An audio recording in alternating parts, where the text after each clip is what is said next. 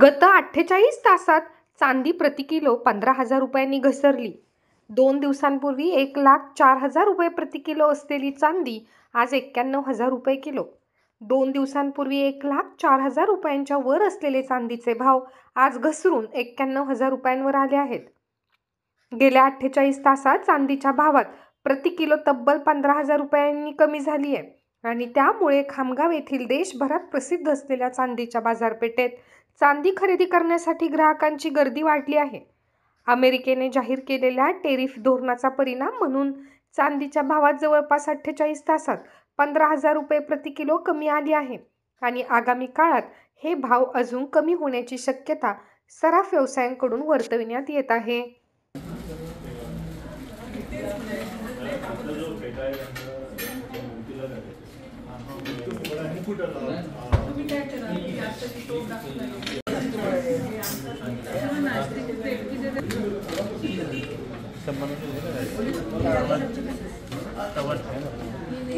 Special चांदीच्या खरेदीसाठी आले आहे। जळगाव विश्वकर्मा ज्वेलर्स फार फेमस आहे आणि आज खरेदीसाठी आले आहे। कालपर्यंत रेट चांदीचे भाव जास्त होते, आज त्यापेक्षा कमी आहेत। फार छान वाटलं, वेगळे वेगळे रेंज पाहण्यात भेटतात आणि नवीन क्वालिटी सुद्धा आहे, पाहून छान वाटलं आणि खरेदी पण केली। शॉपिंग करून फार आनंद झाला।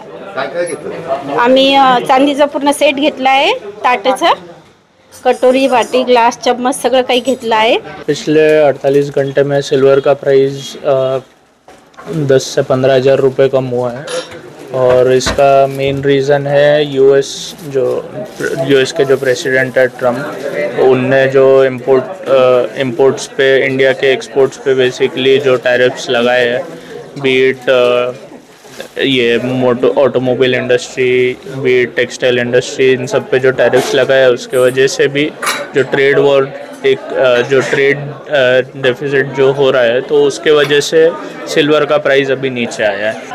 चढ़ उतार तो एक्चुअली ये पूरा इंटरनेशनल मार्केट पे ही डिपेंड करता है। ट्रेड टैरिफ्स अगर सुधरे तो हो सकता है ये सिल्वर के रेट्स आज जो है ये वापस ऊपर आके 1 लाख तक के जा सकते हैं।